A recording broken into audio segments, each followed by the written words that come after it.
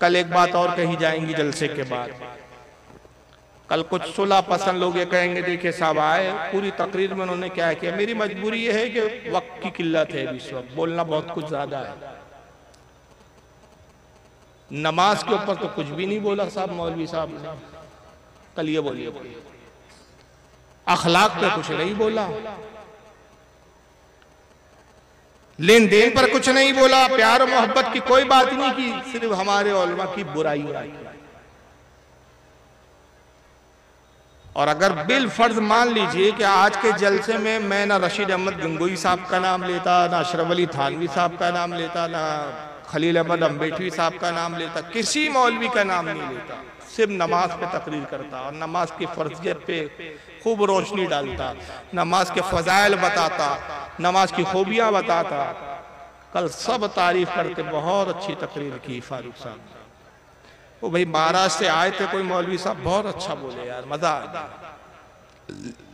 यानी मैं नमाज पर बोलूं तो मैं अच्छा मौलवी हूं, मैं हुकूक पर बोलूं तो अच्छा मौलवी हूं, मैं भाई और भाई की मोहब्बत के बारे में बोलूं, वालिदैन की खिदमत के बारे में बोलूं तो बहुत अच्छा मौलवी हूं। लेकिन जैसे ही मैं ये किताब उठाता हूं, जरा तवज्जो दे, और जैसी एक किताब उठाता हूं और किताब उठा के कहता हूं मैं नहीं कह रहा हूं, ये किताब का मुसन्निफ कह रहा है, ये अपनी जमात का बुजुर्ग है, ये कह रहा है अल्लाह झूठ बोल सकता है, तो कहते हैं आप फितने की बात कर रहे थे। जैसी मैं खलील अहमद अम्बेठवी की बराइनुल कातिया उठाता हूं, कहता हूं इस किताब में लिखा है रसूल को उर्दू इन्होंने पढ़ाई, कहते हैं साहब फितने की बात करके चले गए। तहज़्ज़ुरुन नास उठाता हूं, कहता हूं इसमें लिखा है रसूल के बाद भी एक नया नबी पैदा हो सकता है। भाई मौलाना साहब फितने की बात कर रहे थे, अभी 2-3 बातें तो मैं और बताने वाला हूं। तो जब मैं इनकी किताब जब तक नहीं उठाता, जब तक इनकी किताब की कोई इबारत नहीं पढ़ता, किताब इनकी है, पढ़ मैं रहा हूं, जब तक मैं नहीं पढ़ता तो मैं अच्छा मौलवी, नमाज पे बताऊं तो अच्छा मौलवी,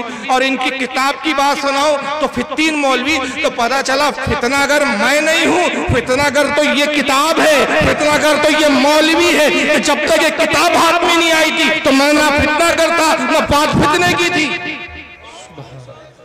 तो फितना किसमें है? मुझ में है कि किताब में? किताब में।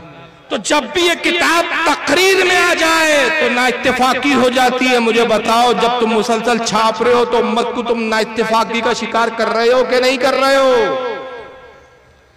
तो ना इत्तेफाकी तो तुम कर रहे हो, लेकिन ये जो दूसरा पहलू है आपका, ये हाथी के दांत दिखाने के और खाने के और है कि सुन्नियों के इलाके में तुम इंतशार बर्पा करते हो। एक ऐसा इलाका जहां सब नमाज पढ़ रहे हैं, जहां सब सलातो सलाम पढ़ रहे हैं, जहां सब फातिया दे रहे हैं, जहां सब बुजुर्गों का नाम ले रहे हैं, जहां सब नबी की ताजीम कर रहे हैं, जहां सब मिलादुन नबी मना रहे हैं, जहां सब जो है शब बारात मना रहे, शब कद्र हो रही है, सब मामला चल रहे हैं। मगर जैसी ये जमात आती है और आके क्या कहते, नहीं नहीं साहब हम तो नमाजी बनाने आए हैं, हम तो मोहब्बत की बात करने आए। मैं कहता हूं अगर तुम मोहब्बत का पैगाम देने वाले हो, तुम कुछ किसी के बारे में कुछ नहीं कहते, तुम किसी के बारे में कुछ बुरा नहीं कहते, फिर क्या वजह है कि 1 साल और 2 साल के बाद मस्जिद पे 2 नजर आने लगती है। एक मस्जिद में सलाम होता है नबी पे, दूसरी मस्जिद में होता नहीं है। एक जगह नबी की बात होती है, दूसरी जगह होती नहीं है। एक जगह जो है फातिहा की बात होती है, दूसरी जगह से बिदअत की आवाज आती है। जब तुम मोहब्बत वाले हो तो ये उम्मत 2 खानों में बटी कैसे? फिर जब तक तुम नहीं आए थे इंतशार नहीं था, तुम आते हो तो इंतशार होता है।